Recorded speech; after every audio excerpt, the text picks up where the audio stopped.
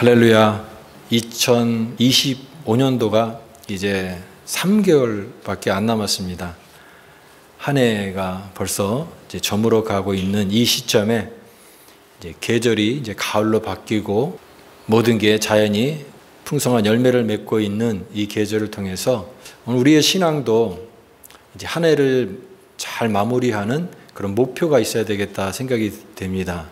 그래서 저는 오늘부터 시작해서 계속해서 시리즈로 우리의 좀 목표를 같이 세우고 나누기를 원하는데, 바로 그것은 성장하는 그리스도인이라고 하는 것입니다. 우리가 일반적으로 성장한다라고 했을 때 육체적인 성장을 얘기할 수가 있습니다.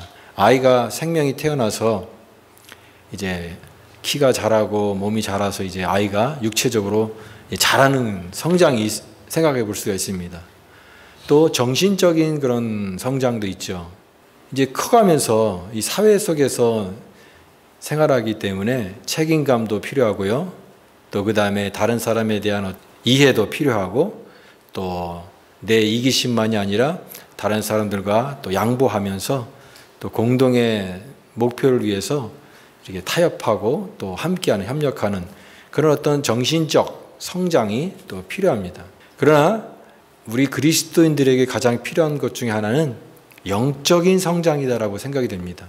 아무리 육체적으로 크고 또 정신적으로 성장을 해도 영적으로 성장하지 않으면 온전한 하나의 인격으로 자랄 수 없기 때문에 영적인 성장이 참 중요하다고 생각이 돼요. 그럼 성장하는 그리스도인이라고 하는 것이 도대체 무엇일까? 어떻게 성장하는 그리스도인이 될 수 있을까요? 그것은 간단합니다. 하나님의 말씀과 기도입니다. 하나님의 말씀, 생명의 말씀을 잘 받아들여서 그 말씀을 내 영적인 자양분으로 삼아서 우리는 계속해서 성장해 가야 됩니다. 또 기도, 하나님과의 영적인 호흡이라고 했죠. 영적인 호흡, 기도를 통해서 하나님과 교제를 하면서 하나님을 더욱더 깊이 알아가고, 또 나의 삶 가운데 부족한 부분들을 회개하고, 기도를 통해서 하나님과 소통하면서 이렇게 영적인 성장을 도모해 가야 됩니다. 그럴 때 우리 삶의 모든 영역에 주일날 드리는 예배뿐만이 아니라 삶의 예배자, 내가 살아가는 모든 삶이 예배다라고 하는 의식을 가지고 그 삶 속에서 내 고집, 내 뜻대로 살아가는 것이 아니라 하나님의 성령의 다스리심, 그 성령님이 인도하는 것을 구하면서 그 말씀에 순종하면서 살아가는 것이죠. 그렇게 변화를 경험하는 그런 사람이 성장하는 그리스도인이다라고 말할 수가 있습니다.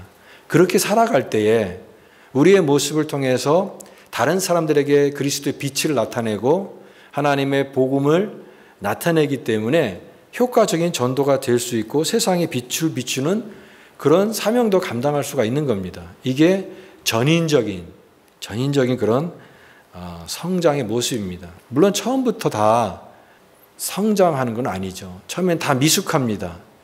또 부족한 부분이 있어요. 아이들도 어릴 때 다 실수도 하고 어리잖아요.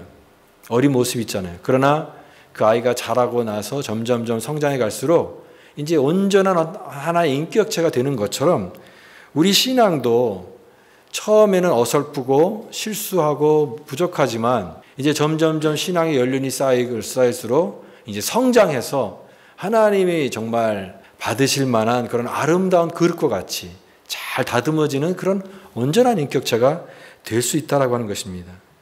이런 것이 그냥 말로만 하는 그런 어떤 허공했던 이야기가 아니라 우리의 실제의 삶에서 나타나는 그런 실제가 되어야 된다라고 저는 믿습니다. 이것이 바로 우리가 꿈꾸고 또 우리가 올 가을을 풍성하게 가꾸기 위한 성장하는 그리스도인의 목표라고 생각이 됩니다. 그러면 오늘 성장하는 그리스도인이 되려면 우리는 어떻게 해야 되는가? 우리가 잘 읽었던 이 본문이 굉장히 유명한 고린도서 13장의 내용인데요. 여기에 바울이 이제 하나의 그 은유적인 표현을 써서 이 상황들을 설명하는데, 바로 그것이 바로 어린아이라는 이 단어를 통해서 설명하고 있습니다. 우리가 성장하려면, 그리스도인의 성숙을 이루려면 어린아이와는 달라야 된다라고 하는 겁니다. 어린아이를 버렸노라라고 얘기하고 있습니다. 어린아이. 그러니까 이것은 뭐 육체적으로 어린아이 그런 것을 얘기하는 게 아니라 신앙의 어린아이. 믿음에서의 그 어린아이의 모습을 우리가 극복하고 그것을 넘어서야만이 우리가 성장할 수 있다라고 하는 것입니다. 신앙의 간증이라는 게 있잖아요. 여러분들도 이제 간증을 많이 들어보셨을 분도 계실 거고요. 또 여러분 중에서도 또 다른 사람에게 이제 간증하는 내용도 있을 것입니다. 간증은 참 귀한 것입니다. 내가 하나님의 은혜를 경험한 것을 얘기하는 거니까 내가 이렇게 하나님의 은혜를 받았고 내가 하나님 이렇게 만났습니다라고 하는 간증은 본인에게도 은혜가 되고 또 듣는 이에게도 큰 은혜를 끼치는 것입니다. 그래서 간증은 참 좋은 것이에요. 그런데 혹 간증 중에 은혜가 안 되는 간증이 있다라는 생각이 듭니다. 은혜가 안 되는 간증. 은혜가 안 되는 간증이라는 게 도대체 뭘까요? 나는 이렇게 하나님의 은혜를 받았습니다. 난 이렇게 성공했어요. 난 축복받았어요. 하라고 하는데 그의 삶이 그가 고백했던 것만큼 따라주지 않을 때 그렇게 간증을 하지만 여전히 세상에 어떤 그런 욕심을 부리고 그렇게 살아가는 모습을 갖고 말로만 하나님의 은혜로 나는 삽니다라고 하는 이 괴리감이 그 간증의 은혜를 떨어뜨린다라는 생각이 듭니다. 물론 간증은 귀한 것이죠. 설교도 마찬가지가 아닐까요? 아무리 은혜스러운 설교를 목사님이 은혜스러운 설교를 한다 할지라도 그 설교자의 삶이 설교 끝나고 나서 그냥 그 설교는 설교고 설교와 전혀 다른 그런 삶을 산다면은 그 설교가 은혜가 되지 않겠죠. 물론 설교한 대로 사는 건 참 어렵습니다. 그래서 설교자가 선포한 그런 말씀과 자신의 삶을 가능한 한 가깝게 괴리가 되지 않고 일치가 되도록 애쓰며 살아가는 것이지 똑같이 살아가는 것은 참 어렵습니다. 여러분 교회에서도 마찬가지예요. 봉사하는 사람들이 있잖아요. 봉사. 참 저분의 믿음이 좋아. 봉사 열심히 해. 그 봉사가 참 귀한 것이죠. 그런데 봉사자의 삶이 다른 어떤 마음의 의도를 갖거나 또 그런 사람들로 칭찬받는 외적인 어떤 기준 말고 그런 삶이 그것을 뒷받침되지 않을 때 그 봉사와 헌신도 때로는 은혜가 안 될 수가 있다라고 하는 것입니다. 제가 그런 말을 하면 어떤 사람들은 그래서 제가 봉사를 안 하는 겁니다. 그렇게 하면은 그거는 잘못된 겁니다. 그거는 그거고 최선을 다해야 되겠죠. 열심히 하나님 앞에 봉사하는 건 참 아름다운 일입니다. 참 아름다운 일인데 그 삶이 거기까지 받침이 되면은 얼마나 더 아름답지 않겠느냐라고 하는 것입니다. 하나님의 복을 받았다고 은혜를 받았다고 간증하는데 그게 다 가만히 보니까 자기 욕심이에요. 그리고 자기 뜻이에요. 그것을 하나님의 복이라고 얘기하는데 말은 그렇게 얘기하는데 자기 어떤 의도, 자기 욕심, 자기의 뜻을 이루는 것을 하나님 나에게 은혜 주셨다라고 이렇게 자가인수식으로 이렇게 해석하는 그런 경우는 우리가 그것을 동의하기는 참 어려운 것이죠. 그래서 여러분 교회 안에서 믿음이 좋은 사람일수록 하나님 앞에 더 가까이 나아가려고 또 봉사하는 그런 사람일수록 더 하나님 앞에서 더 낮아져야 돼요. 더 엎드려야 돼요. 더 겸손해야 됩니다. 왜냐하면 그러지 않으면 자신이 했던 그런 말만큼 그렇게 살지 않으면 그 간극 때문에 더 큰 책임과 또 거기에 대한 부정적인 영향력을 끼칠 수 있기 때문에 그렇습니다.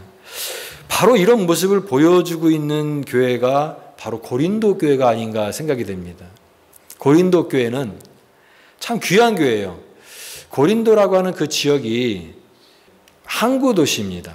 그래서 그 항구 도시 고린도 지역은 많은 신문물들이 들어왔고 그 당시에 최첨단의 어떤 유행을 타는 그런 지역이었습니다.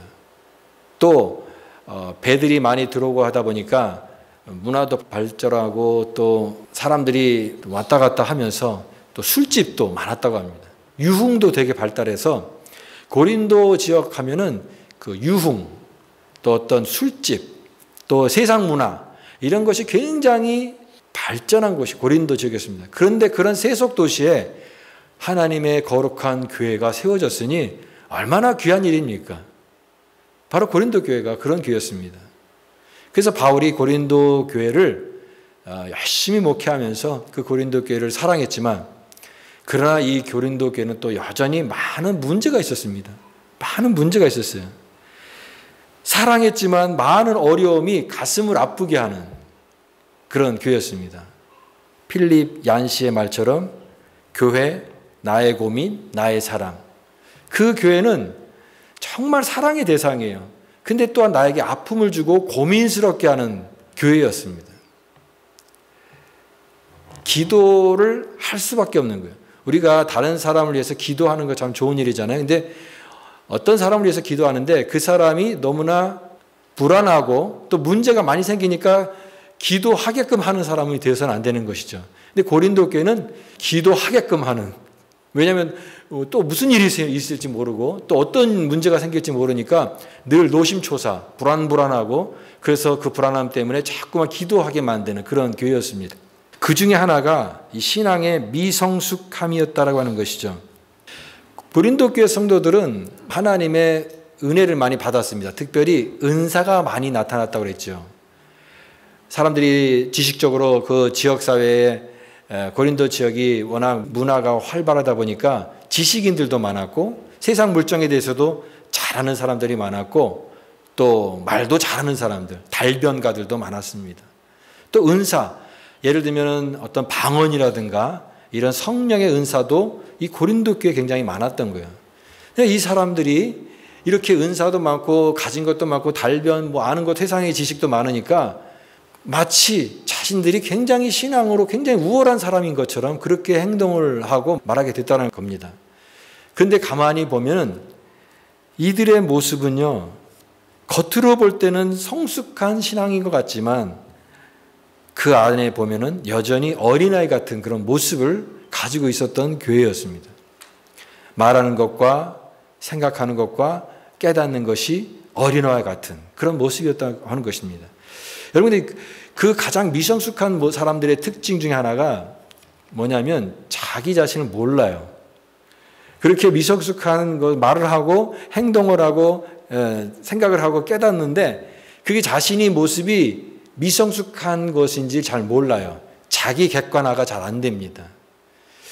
예수님께서도 요한계시록에 보면은 그 소아시아 7교회 중에 라오디게아 교회를 책망하시는데 라오디게아가 그렇게 얘기합니다. 나는 부자다. 우리는 부유하다. 자기 자체 평가예요. 자기 스스로는 부자인 거. 뭐 물질적으로 부자뿐만이 아니라 내 영적인 면에서도 뭐 부족함이 없다라고 평가를 해요. 자기 자신이. 근데 주님의 객관적인 평가는 뭐냐면 실상은 너는 가련하다. 너는 벌거벗었다. 너무너무나 불쌍하다. 이게 실상의 모습인데 이 실상을 깨닫지 못하고 자기 자신을 그렇게 생각하는 것이죠. 고린도 교회가 자기 자신은 굉장히 우월하고 영적으로 굉장히 성숙하고 그렇게 생각했지만 실제적으로는 너무나 미성숙한 모습이 있었어요. 그 중에 예를 들면 그 아쉬운 것 중에 하나가 하나님 주신 은사를 가지고 이렇게 많은 은사를 주셨고 다양한 그런 은사를 주셨는데 은사를 주신 목적이 무엇입니까? 교회의 은사를 주신 목적은 개인의 어떤 그런 유익도 있겠지만 공동의 유익을 위해서 주시는 것입니다.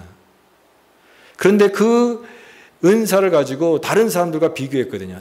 내가 이런 은사를 가졌으니까 나는 너보다 더 뛰어난 사람이야. 너 방언할 줄 알아? 나는 방언하는데. 예를 들면 이런 은사를 가지고 다른 사람들과 비교해서 자기 자신의 우월함을 삼는 근거로 이렇게 생각했다라고 하는 것입니다. 그런 모습 자체가 아직 영적으로 어린아이와 같은 모습이다라고 하는 것이죠. 생각하는 것, 말하는 것, 또 자기 자신뿐만 아니라 다른 사람을 대할 때에 어떤 그런 모습들을 보면 이 성숙한 사람인지 아닌지 또 미숙한 사람인지 아닌지 아직 어린아이의 수준이 있는지 아닌지가 거기서 다 드러나는 것입니다. 바로 고린도 교회가 어린아이 같은 그런 모습이 있었다고 하는 것이죠. 오늘 말씀처럼 말하는 것이나 깨닫는 것이나 생각하는 것이 어린아이와 같다가 이제는 장성한 사람이 되어서는 어린아이의 일을 버렸노라. 어린아이의 일을 버려야 되는 것입니다. 왜? 이제 하나님의 은혜를 알고 예수 그리스도가 우리를 위해서 하신 일들이 무엇이고 교회가 무엇인지, 복음이 무엇인지, 하나님의 은혜를 받고 살아가는 삶이 무엇인지를 알아가면서 이제는 창성한 사람이 되었는데 아직까지도 생각하는 것과 말하는 것과 깨닫는 것이 어린아이의 수준에 머물러 있다고 한다면 그건 안 된다라고 하는 것입니다. 그래서 바울이 나는 이제 어린아이를 버렸노라 라고 선포하고 있는 것입니다. 오늘 우리도 우리 모습에서 어린아이의 모습은 없는지요? 우리의 신앙에 참 귀한 것이죠. 하나님의 교회에 나와서 성도가 신앙생활하는 것 자체가 얼마나 귀한 일인지 모릅니다. 근데 저는 조금 더 욕심이 있는 것은 교회에 오는 것 그거 자체가 굉장히 귀한 일이고 하나님 믿는 것이 너무 귀한 일이지만 그러나 그것으로 끝나는 것이 아니라 우리가 좀 더 성장하는 그리스도인, 좀 더 성숙한 그리스도인으로 이렇게 발전해가는 그런 모습이 없으면 안 된다라고 하는 것입니다. 근데 어린아이를 버려야 되는 것이죠. 근데 어린아이의 특성이 무엇일까요? 어린아이는 자기 고집, 내 경험, 내 생각을 굉장히 중요시합니다. 아이들이 뺏으려고 해도 안 돼. 그 자기 고집이 있잖아요. 자기 것이 최고이고 자기 생각이 최고고 자기 고집대로 하려고 하는 그런 성향이 있습니다. 다른 사람의 말을 잘 안 듣기 때문에 변화가 되지 않는 것이죠. 이 건강이 나쁜 사람들이 보통 보면은 자세가 나쁘기 때문에 건강이 안 좋다라는 말이 있습니다. 이제 이렇게 보면은 나이 드신 분들 보면은 이렇게 시골에서 일하시는 분들 보면은 허리가 다 굽어져 있어요. 왜냐하면은 안 좋은 자세로 평생 밭에서 일하셨기 때문에 허리를 완전히 90도로 꺾어가지고 김을 메고 밭을 메고 또 그렇게 일하셨기 때문에 이제 나이가 들면 허리가 완전히 망가져서 다 기역자로 이렇게 꺾으셔서 걸어가는 그런 모습을 봅니다. 이 자세가 참 중요하다고 하는 거죠. 소파에 앉을 때도 이렇게 똑바로 등을 펴고 이렇게 앉아야 되는데 등을 이렇게 구부정하게 앉으면 이 허리에 무리가 가서 나중에 허리 디스크라든가 병으로 연결될 수가 있습니다. 이 자세가 중요하다고 하는 것이죠. 이미 한번 굳어진 자세를 다시 교정해서 고치기가 어려운 것처럼 우리의 마음의 이 자세가 참 중요하다고 하는 것입니다. 나무가 이렇게 자랄 때 그 나무 가지가 똑바로 나야 되는데 막 사방팔방 나잖아요. 어떤 가지는 남의 집 담을 넘어가지고 이렇게 자라는 나무가 있습니다. 그러면 그 나무를 가지를 갖다가 꼭 묶어가지고 똑바로 자랄 수 있도록 남의 집에 침범하지 못하도록 가지를 묶어놓고 한 달 동안 지내다가 이 나무 가지를 이제 제대로 방향이 잡혀졌는가 풀어보면 어떻게 되어 있습니까? 다시 또 그 방향으로 자라는 거예요. 이와 같이 그 방향으로 돌아가려는 성향이 있습니다. 굳어지고 경직된 태도, 그 태도는 긍정적인 변화를 일으키기가 참 어렵다라고 하는 거죠. 그래서 우리 심령은요, 하나님 은혜 받는 심령은 뭐냐면 이 딱딱한 심령이 아니라 부드러운 심령이에요. 주님께서 이렇게 빚어갈 수 있는 그런 도자기 같은 마음은 이미 굳어질 대로 굳어진 딱딱한 그런 칠흑과 같은 도자기가 아니라 부드럽게 만지고 빚어질 수 있는 그런 심령이에요. 저와 여러분의 심령이 부드러운 심령이 될 수 있기를 바랍니다. 어떤 사람들은 은혜 받았다고 얘기하잖아요. 근데 은혜 받았다라고 하는 말을 가만히 생각해보면 자기 어떤 생각이 맞을 때 은혜 받았다고 얘기해요. 내 생각과 내가 생각했던 것이 그게 딱 일치가 됐을 때 은혜가 됩니다라고 얘기해요. 그러나 진정한 은혜는 그게 아니죠.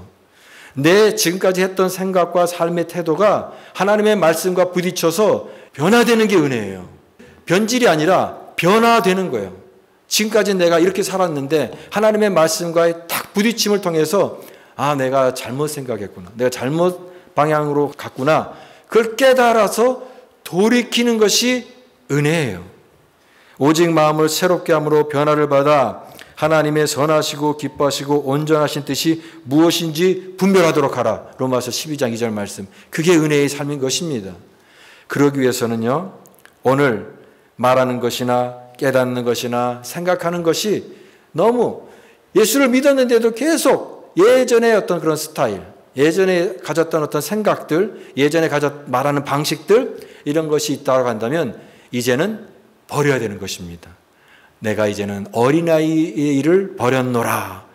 우리의 삶 속에 이런 거추장스러운 또 딱딱한 이런 옛날 습관들을 다 벗어버리고 새롭게 하나님의 은혜로 회복이 되는 저와 여러분 될 수 있기를 간절히 바랍니다. 그러면 성장하려면 어떻게 해야 되느냐? 자랑의 대상이 오늘 본문 말씀에 근거해서 자랑의 대상이 달라져야 된다라고 믿습니다. 고린도 교회가 자랑했던 거 아까 말씀드렸던 것처럼 언변, 지식, 방언 이런 어떤 은사들을 굉장히 많이 주셨기 때문에 그걸 가지고 자랑했다라고 하는 것이죠. 물론 그 굉장히 귀한 것입니다. 하나님의 교회에 꼭 필요한 것이지만 그러나 여전히 처음에도 계속 그걸 자랑했는데 지금까지도 자랑한다고 하면은 그것은 아직은 미성숙한 모습이다. 마치 어린아이가 장난감 가지고 막 자랑하는 아이가 나이가 25살이 됐는데도 자기 장난감 막 자랑한다면은 조금 이상하잖아요. 성숙이라는 게 그런 겁니다. 예전에 내가 자랑했던 것들이 바뀌는 것입니다. 왜? 신앙이 성장하고 가치관이 바뀌니까 예전에 있던 것들에 대한 그런 가치를 바뀌는 거예요. 자랑했던 것들이 바뀌는 것입니다. 그런데 아직까지도 예전에 가졌던 것들을 계속 자랑하고 그것이 최고의 가치관으로 생각한다고 한다면 그것은 아직 성장하지 않았다. 미성숙하다라고 하는 증거를 보여주고 있는 겁니다. 우리의 자랑의 대상이 달라져야 되는 것입니다. 이제는 어린아이를 버렸노라. 두 번째는 말하는 것과 깨닫는 것과 생각하는 것이 달라져야 되는 것입니다.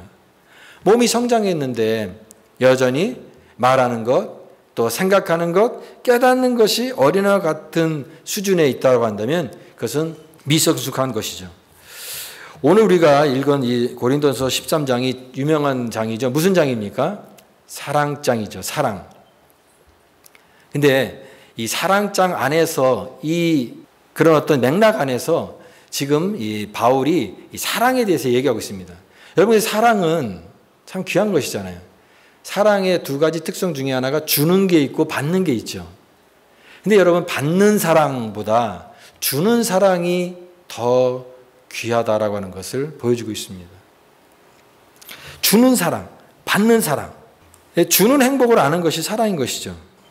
어머니들이 이제 자녀들을 키울 때 어머니들이 자녀들을 위해서 이렇게 음식을 만들잖아요. 저희도 형제가 4명이었기 때문에 예를 들면 조기, 그 생선구이를 하면은 어머니는 이상하게도 자신은 머리를 좋아하신다고 해서 머리를 드시더라고요. 근데 가만히 생각해 보니까 그 머리를 드시는 어머니가 자녀들 더 좋은 거 살을 먹이기 위해서 그렇게 선택하신 것 같기도 해요. 아니면 두 번째는 진짜 어머니가 머리를 좋아하시는 건지도 몰라요. 저도 머리 좋아하거든요. 이렇게 고소한 부분이 많으니까 그런 건지도 모르는데 아마도 어머니는 우리 자녀들에게 더 좋은 거를 주려고 그렇게 하셨던 것 같습니다. 지금 생각해 보니까. 근데 자녀들이 잘 먹는 모습을 보고 내가 저거 먹어야 되는데 그렇게 생각하는 어머니는 없죠. 자녀들에게 좋은 걸 주는데 그 주는 게 기쁜 거예요. 왜? 사랑이기 때문에. 이기적인 사랑, 또 우리가 어린아이 같은 사랑은 내가 먹는 게 좋은 거예요. 내가 뭐 하는 게 좋은 거예요. 남에게 더 베풀고 남에게 봉사하는 것이 거기에 큰 기쁨을 느끼지 못합니다. 여러분에게 묻습니다. 어떤 게 좋습니까? 여러분이 맛있는 거 먹는 게 좋습니까? 아니면 다른 사람이 맛있는 거 먹는 게 좋습니까? 물론 내가 맛있는 거 먹는 게 좋죠. 저도 그렇게 생각하지만 그러나 다른 사람이 행복하고 즐거워하는 모습을 보면서 거기에서 오는 그 기쁨이 있습니다. 이것이 사랑이에요. 주는 기쁨이고 또 이것이 성숙한 모습이다라고 생각이 됩니다. 미성숙한 사람은 자기만 생각해요. 내 어떤 유익. 그러나 우리가 점점 성숙할수록 다른 사람을 돌아보게 되고 다른 사람이 즐거운지, 다른 사람이 행복한지, 또 나를 통해서 이런 좋은 영향력이 흘러가는지 이런 것을 생각하는 것이 성숙한 사람의 특징이다라고 하는 거예요. 그래서 예수를 믿기 전에는 그렇게 살지 않았지만 여러분 예수 믿고 나서는 예전과 같이 살면 안 되는 것입니다. 예수 믿기 전에 했던 옛날처럼 살면 안 되는 거예요. 자기 것 챙기고 욕심 자기 것만 하는 그런 삶을 살아서는 안 되는 것입니다. 예수를 믿고 나서는 말하는 것과 생각하는 것과 깨닫는 것이 달라져야 되는 것입니다. 물론 제가 경험해 보니까 이 세상에 항상 고상한 사람은 없어요. 항상 다른 사람만 생각하고 막 이타적이고 그렇게 살아가는 사람은 없어요. 그런 사람은 없지만 그러나 적어도 예수 믿는 사람은 그래도 자기만 생각하는 그런 어린아이의 모습이 아니라 성장하는, 그러니까 성숙한 신앙 생각을 할 수 있다라고 하는 거죠. 그래서 말하는 것과 깨닫는 것과 생각하는 것이 달라져야 된다. 이것이 성장한 사람의 모습인 것입니다. 그리고 마지막으로 다른 것보다 큰 은사인 사랑을 추구하라. 사랑을 구하라라고 하는 것입니다.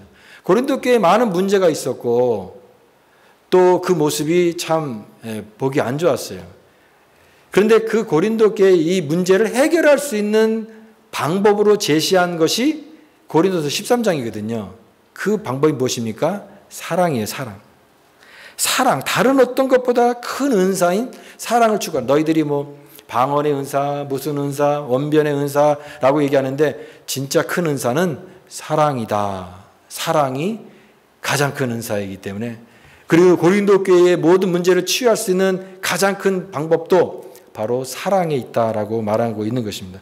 교회를 교회되게 하고 성도를 성도가 되게 하는 것 세 가지가 있는데 우리가 잘 아는 대로 믿음, 소망, 사랑이죠. 근데 그 중에 제일은 뭐예요? 사랑입니다. 왜 사랑이 제일일까요?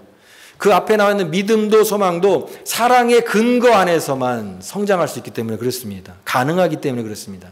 사랑 안에서 이 모든 것들이 다 생성될 수 있는 근본적인 것이 사랑이기 때문에 그렇습니다. 예수님께서 우리를 구원하신 것도 사랑의 동기가 아니었으면 우리가 구원을 받지 못할 것입니다. 우리를 사랑하셨기 때문에 예수님께서 십자가에 죽으셨고 그 사랑 때문에 우리가 하나님의 자녀로 구원받게 된 것이죠. 고린도 교회가 자랑했던 것은 다 부분적이고 한계가 있는 것입니다. 그 문제를 해결할 수 없었어요. 그러나 하나님의 마음인 그리스도의 마음인 이 사랑을 말하고 생각하고 깨달을 때에 고린도 교회가 가진 문제를 해결할 수 있었던 것입니다. 어린아이 신앙에서 장성한 사람으로 성장할 수 있는 비결도 사랑에 있는 것입니다. 그래서 결론적으로 얘기합니다. 그런즉 믿음, 소망, 사랑 이 세 가지는 항상 있을 것인데 그 중에 제일은 뭐예요? 사랑이라. 이제 한 해의 결실을 거둬야 될 이 시기에 우리가 더욱 힘써야 될 것은 성장하는 그리스도인이 되는 것입니다. 우리가 성장하지 않으면 물론 우리가 미성숙한 모습을 가지고 있죠. 누구나 다 미성숙한데 그럼 나 미성숙하면 하나님 사랑하지 않느냐? 미성숙해도 사랑하십니다. 우리가 불완전하고 부족한 사람이에요. 그런데 그 모습까지도 하나님이 사랑하십니다. 그러나 계속해서 미성숙한 모습으로 남아있으면 하나님의 근심이 됩니다. 하나님의 아픔이 됩니다. 또 그리고 미성숙한 모습으로 계속 남아있으면 나는 다른 사람들에게 잘하려고 하고 난 다른 사람들에게 그래도 노력하려고 했지만 그것 자체가 오히려 다른 사람에게 상처를 줄 수 있고 다른 사람에게 부정적인 영향을 끼칠 수 있다는 것을 기억을 해야 됩니다. 그래서 내가 성숙해야 되는 것입니다. 모든 사역은 존재로부터 흘러나온다 그런 말이 있습니다. 내가 먼저 그런 사람이 돼야 그런 사람을 통해서 나의 인격을 통해서 아름다운 것들이 흘러나오게 되는 것이죠. 먼저 그런 사람이 돼야 되는 것입니다. 우리가 그래서 이제는 변해야 됩니다. 이제는 달라져야 됩니다. 어린아이의 모습을 벗어버려야 됩니다. 여러분, 저와 여러분 모습 가운데 어린아이의 모습은 없습니까? 아직까지도 그 어린아이의 모습, 이제 몸이 자랐고 예수님을 많이 알게 되고 신앙의 연륜도 깊어가는데 아직까지 내 안에 어린아이의 모습이 있다고 한다면 오늘 말씀처럼 이제는 장성한 사람이 되어서는 어린아이를 버렸노라. 그 어린아이를 벗어버리고 이제는 단절하고 이제는 과감하게 끊어버리고 이제는 장성한 사람이 되어서 그리스도의 장성한 분량에 이르기까지 우리가 성장해 가야 되는 것입니다. 이것이 아름다운 교회의 모습이 되기 때문에 그렇습니다. 우리를 통하여 우리가 더욱 성장할 때 우리에게 귀한 사명을 감당할 수 있고 우리를 통해 많은 사람들에게 선한 영향을 끼칠 수 있는 하나님의 거룩한 사람이 되는 줄 믿습니다. 그래서 오늘 말씀처럼 어린아이를 버렸노라, 그 버림을 통해서 그리스도 안에 장성한 사람이 되는 우리 모든 믿음의 성도들 다 되실 수 있기를 간절히 축복합니다.